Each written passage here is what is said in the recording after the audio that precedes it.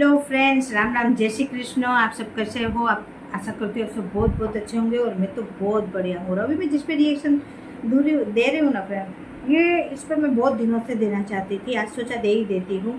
तो ये है न्यू पार्लियामेंट जो हमारा बना है, न्यू संसद बना है, उसमें विपक्ष सब, यानी विपक्ष माने कांग्रेस ने सभी पार्टियों के नेता नाराज फूफे बने हुए हैं फ्रेंड्स। तो आरजे रौनक ने हमको ये मतलब समझाया है। आइए पहले देख लेते हैं वीडियो, उसके बाद ही हमको पता चलेगा।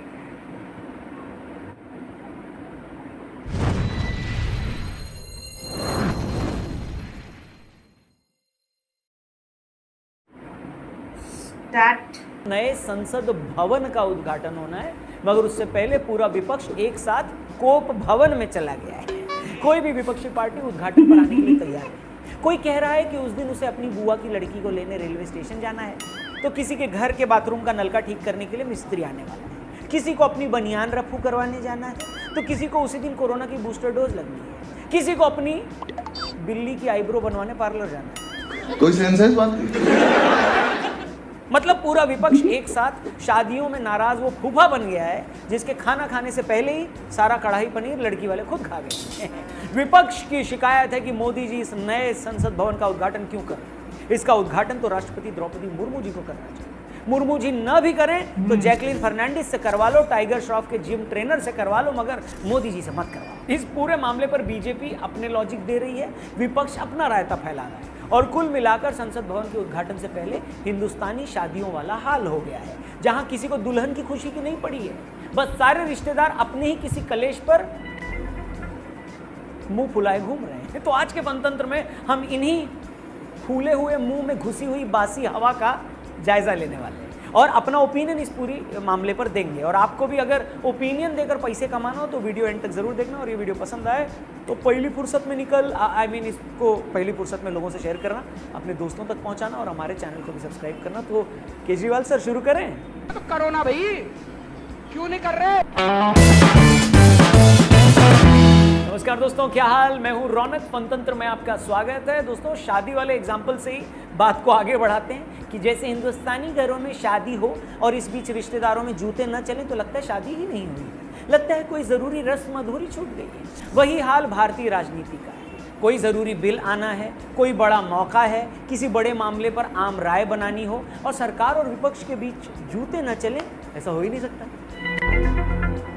तो बात यह है कि 28 मई को प्रधानमंत्री नरेंद्र मोदी लोकसभा के नए भव्य संसद भवन का उद्घाटन करने वाले हैं। ऐसा संसद भवन जिसके हर कोने में आपको देश की संस्कृति की झलक दिखेगी। ऐसा संसद भवन जो हमें अंग्रेजी हुकूमत से विरासत में नहीं मिला है, बल्कि उसे आज़ाद भारत ने बनवाया है, जो अपने डिज़ाइन और टेक्नोलॉजी में दुनिया की किसी भी संसद से ज़्यादा आधुनिक यानी ज़्यादा मॉडर्न है। ये एक ऐसा मौका है या था जिसे हम सबको मिलकर सेलिब्रेट करना चाहिए था, मगर पता नहीं कुछ लोगों को क्या बदहजमी है, उनकी बुद्धि पर कौन सा ग्रहण लगा है, जो ऐसे हर अच्छे मौके पर जमीन पर लेटकर पैर पटकने लगते हैं। कौन है ये लोग? कहां से आते हैं? वो कह रहे हैं कि नहीं, संसद का उद्घाटन मोदी जी को नहीं, राष्ट्रपति मुर्मू जी को करना चाहिए। बीजेपी राष्ट्रपति से उद्घाटन न करवाकर देश की आदिवासी राष्ट्रपति महिला का अपमान कर रही है, और उनसे संसद भवन का उद्घाटन न करवाना संविधान का अपमान है। संसद भवन का उद्घाटन कर मोदी जी सारा क्रेडिट खुद लेना चाहते हैं। ये सारे लॉजिक, ये सारे तर्क सुनता हूं तो मुझे हंसी भी आती है और रोना भी। अब हंसी इसलिए आती है कि जो विपक्ष कल तक राष्ट्रपति का अपमान करते 1 मिनट नहीं लगाता, जो उन्हें कठपुतली बता चुका है, राष्ट्रपति को राष्ट्रपत्नी बोलकर अपमान कर चुका है, राष्ट्रपति से ये तक पूछ चुका है कि उन्होंने कहाँ का नमक खाया है, आज वही विपक्ष जब राष्ट्रपति के सम्मान की बात करता है तो लगता है कि ओवर एक्टिंग के लिए इनका 50 नहीं 500 रुपए कटना चाहिए। नहीं क्यों भी ओवर एक्टिंग करता है साला, ओवर एक्टिंग की औलाद। राष्ट्रपति के मान सम्मान को लेकर विपक्ष की चिंता वैसी ही है जैसे आपके बर्थडे पर आपको अपने बैंक से मेल पर मिली बर्थडे की बधाई है, जिसे देखकर आपके मुंह से भी यही निकलता है कि बैंक वाले भाई तू तो रहने ही दे। उसी तरह राष्ट्रपति भी अच्छे से ये जान रही होंगी कि उनके मान सम्मान के नाम पर बहाए जा रहे ये सारे आंसू क्रोकोडाइल के ही। ये पूरा हिंदुस्तान भली भांति देख रहा। दूसरी बात, अगर संसद भवन का उद्घाटन करना पीएम का नहीं राष्ट्रपति का अपमान है, तो यही मणिपुर और झारखंड में जब वहां की नई विधानसभा के उद्घाटन में सोनिया जी और मनमोहन सिंह कर रहे थे तब वहां भी सवाल पूछा जा सकता है ना भैया कि जब लोकसभा भवन का उद्घाटन करने का हक राष्ट्रपति का है तो विधानसभा भवनों के शिलान्यास और उद्घाटन भी राज्यपालों से करवाने चाहिए। मगर झारखंड और असम में जब नए विधान भवन के उद्घाटन के मौके आए तो वहां राज्यपाल को न्योता ही नहीं दिया गया। तब क्या महामहिम राज्यपाल का मोबाइल स्विच ऑफ आ रहा था या फिर उद्घाटन का इन्विटेशन कार्ड डाकिया गलती से पड़ोसियों के यहाँ फेंक गया था? मोदी जी तो फिर भी देश के पीएम हैं, लेकिन गुस्ताखी माफ आदरणीय सोनिया जी जो ऐसे मौकों पर मनमोहन सिंह जी के साथ रहीं वो किसी कॉन्स्टिट्यूशनल पोस्ट पर भी नहीं थी। ऐसा ही कुछ 2018 में आंध्र प्रदेश, 2020 में छत्तीसगढ़ और 2023 में तेलंगाना विधानसभाओं के शिलान्यास और उद्घाटन के मौके पर भी हुआ। तब भी राज्यपाल को कोई न्योता नहीं दिया गया। इतना ही नहीं, खुद इंदिरा जी और राजीव जी के जमाने में संसद भवन के कॉम्प्लेक्स और लाइब्रेरी का उद्घाटन राष्ट्रपति ने न कर प्रधानमंत्री ने किया। इसलिए जो लोग और जो पार्टियां लोकसभा भवन के मौके पर राष्ट्रपति को न बुलाने का मुद्दा उठा रही हैं उन्हें पहले यह बताना चाहिए कि उन लोगों ने अपने राज्य में विधानसभाओं के उद्घाटन के मौके पर राज्यपाल को क्यों नहीं बुलाया, तब वहां के मुख्यमंत्री और पार्टी प्रमुखों ने उद्घाटन क्यों किया। ऐसा करके अगर वो राजनीति कर रहे थे तो मोदी जी यहाँ क्या कोई चना जोर गरम बेचने तो आए नहीं है, वो भी तो नेता ही हैं, वो भी तो काम का क्रेडिट अपने लेंगे ही नहीं। और इससे पहले कि मैं इस क्रेडिट और बात करते हैं क्रेडिट की। देखिए कांग्रेस कह रही है कि संसद भवन का उद्घाटन राष्ट्रपति से करवाने की बजाय खुद उद्घाटन करके मोदी जी सारा क्रेडिट खुद लेना चाहते हैं। इस पर मैं इतना ही कहूंगा कि हम ये क्यों भूल जाते हैं कि एंड ऑफ द डे राजनीति में हर राजनेता यही चाहता है कि उसे क्रेडिट मिले, वो अमर हो जाए। मगर बड़ी बात यह है कि क्रेडिट लेने के लिए वो कुछ करे तो सही। और याद आता है कि सेंटर विस्टा प्रोजेक्ट के तहत इसी नए संसद भवन का जब 2 साल पहले उद्घाटन हुआ था तो बहुत लोगों ने इसे पैसे की बर्बादी बताया था। यही लोग कह रहे थे कि भाई पुरानी वाली बिल्डिंग में सीलन थोड़े ना आ गई है जो नया भवन खड़ा कर रहे हो, उसके दरवाजों में क्या कोई दीमक लग गई है जो नई बिल्डिंग बनवा रहे हो हैं। और भाई ये क्यों नहीं समझते हो कि जिंदगी में हर चीज जरूरत से नहीं तौली जाती है। बहुत सारे मामले देश के सेल्फ प्राइड से भी जुड़े होते हैं। नए संसद भवन की जरूरत भी थी क्योंकि डिलिमिटेशन के बाद सांसद बढ़ेंगे तो बैठने के लिए ज्यादा लोगों की जरूरत होगी। तब लोकसभा स्पीकर नए सांसदों को ये थोड़ी ना बोलेंगे कि भैया यहाँ बैठने को जगह नहीं है, आप लोग अपना अपना स्टूल लेके ना बाहर कहीं बैठ जाओ, या फिर एक काम करो थोड़ा देखो कहीं जगह हो तो अपनी दरी बिछाकर बैठ जाओ। और यही लोग संसद भवन के बनने का विरोध कर रहे थे। अब ऐसे विरोध कर रहे हैं जैसे संसद भवन के लिए इनकी दुकान से सीमेंट के बोरे न लेकर कहीं और से ले लिए गए हों और ये भड़क गए। I swear this world is full of emotional fools, man. मतलब पहले इन्हें संसद भवन से प्रॉब्लम थी, संसद भवन बन गया तो इनको इसके उद्घाटन से प्रॉब्लम है। कल को संसद भवन आ भी जाएंगे ना तो कहेंगे कि ये हरे रंग का कारपेट काहे को लगाया है, हाँ वो कजारिया की टाइल्स क्यों लगवाई है, नए संसद भवन की कैंटीन में ब्रेड पकोड़ा भी ठीक से नहीं मिल रहा है। मतलब कुछ पकोड़े कभी भी खुश नहीं हो सकते भाई। नहीं। इसी सरकार में जब स्टैचू ऑफ यूनिटी बना था तब भी ये लोग कह रहे थे कि अरे इसकी क्या जरूरत है, इसमें लगा पैसा अगले 2500 साल तक पूरा नहीं होगा। देखो राम मंदिर जब तक नहीं बना था तब भी इनके पेट में दर्द था। अगले साल जब भव्य राम मंदिर का उद्घाटन होगा तब भी ये कहेंगे कि मोदी जी को इसका उद्घाटन नहीं करना चाहिए, इसका उद्घाटन तो रामायण के अरुण गोविल जी से करवाओ। और रोते रहने का इनका यह सिलसिला कभी खत्म नहीं होगा।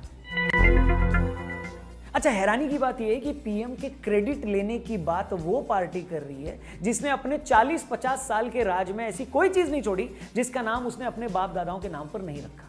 40-50 सालों में एक परिवार के नाम पर रखे गए नामों पर जो चीजें हैं ना उसकी लिस्ट अगर मैं गिनवाने लगूं तो सच में 40-50 साल लग जाएंगे। एक रफ कैलकुलेशन के बेस पर देश के करीब 400 ऐसे संस्थान हैं जिसका नाम एक परिवार के सिर्फ 3 लोगों पर रखा गया है। इस देश में 19 stadiums, 5 airports, 98 educational institutions, 15 national sanctuaries और पार्क्स, 39 हॉस्पिटल्स और मेडिकल इंस्टीट्यूशंस, 37 इंस्टीट्यूशंस और फेस्टिवल्स एंड 74 यानी 74 सड़कें सिर्फ एक परिवार के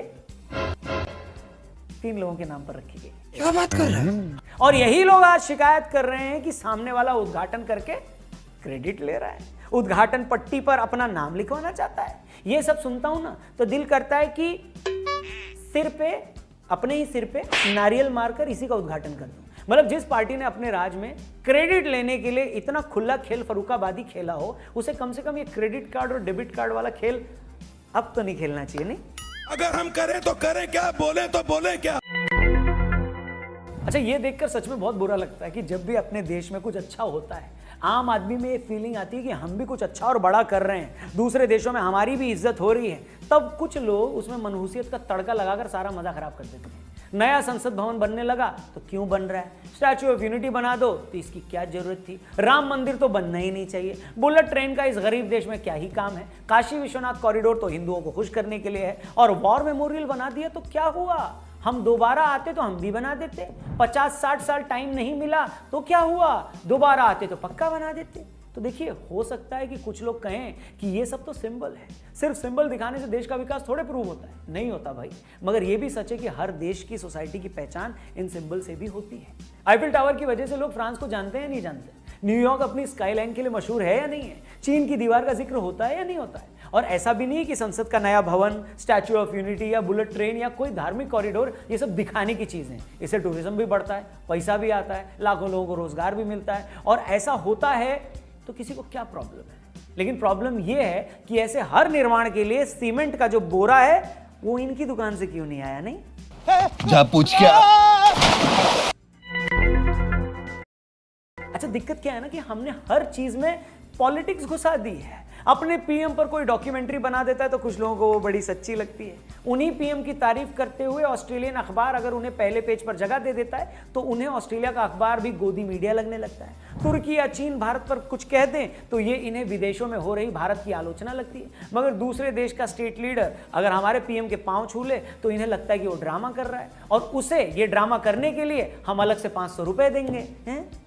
समझ नहीं आता कि ये इन लोगों का खुद का इंफीरियोरिटी कॉम्प्लेक्स है या राजनीतिक चिढ़, ऐसी चिढ़ जिसमें ये भूल जाते हैं कि देश का पीएम जब देश के बाहर जाता है तो एक पार्टी का पीएम नहीं, देश का पीएम होता है।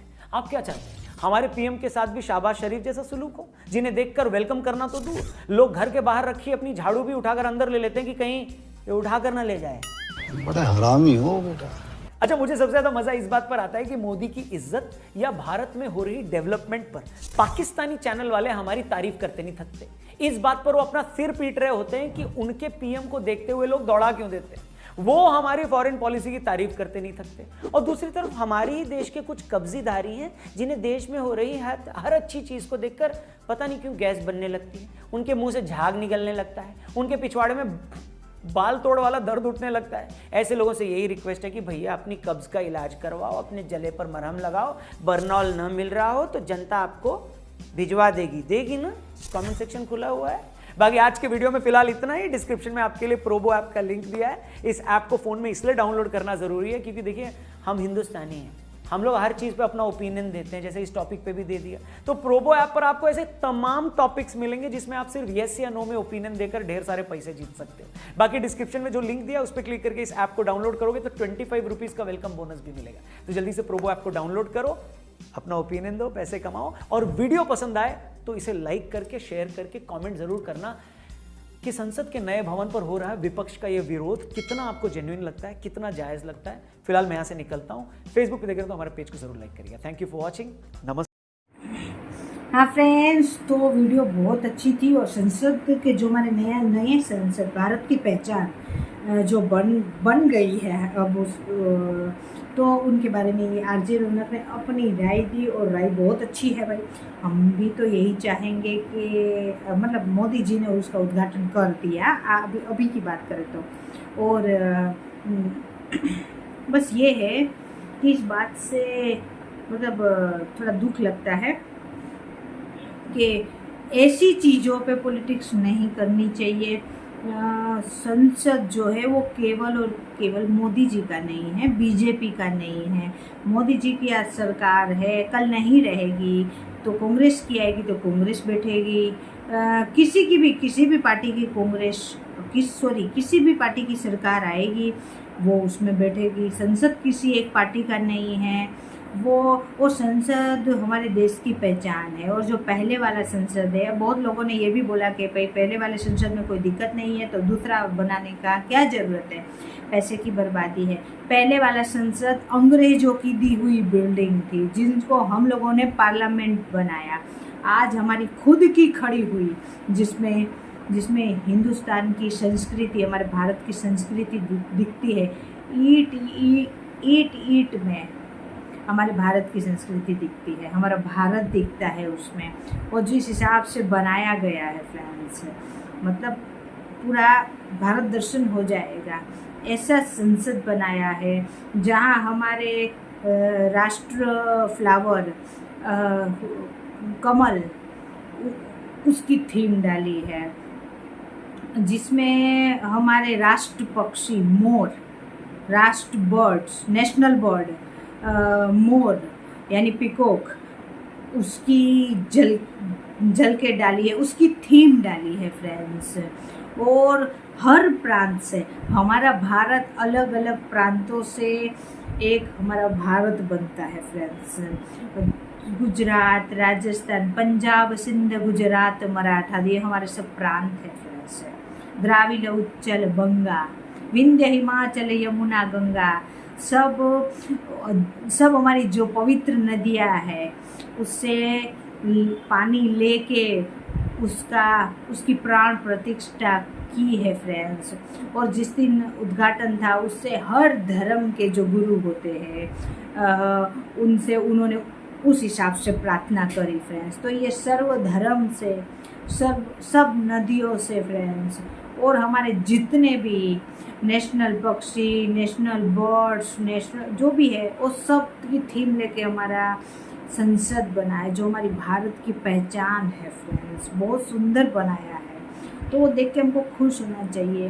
राजनीति में हमको मतलब देश के साथ गलत हो वो नहीं करना चाहिए। आपका विरोध मोदी से हो सकता है, लेकिन आपका विरोध भारत से तो नहीं है ना। मैं जब भी वीडियो इस हिसाब से बनाती हूँ, ऐसा वीडियो, तब मैं हमेशा बोलती हूँ आपका विरोध भारत से नहीं हो सकता, आपका विरोध मोदी जी से है। लेकिन अभी जो आप विरोध कर रहे हैं वो हमारे भारत की छवि को नुकसान पहुँचाता है। उसके छोटे छोटे बयान काट के अगल बगल में जो हमारे देश है, जो फिलहाल हमसे विरोध में चल रहे हैं, वो लोग फ़ायदा उठाते हैं। और बाहर भी मोदी जी को इज्जत मिलती है, उनसे खुश हो। मोदी जी कुछ नहीं है, वो भारत के प्रतिनिधि है। उधर तारीफ हमारे भारत की होती है, मोदी जी की नहीं होती है फ्रेंड्स। तो मोदी जी के विरोध में इतने भी अंधे मत बन जाओ, इतने भी आंखें मत बंद कर लो कि हम हमारा भारत का हित ही भूल जाए फ्रेंड्स। तो ये वीडियो बहुत अच्छा था और संसद काफ़ी अच्छी बनाई है फ्रेंड्स।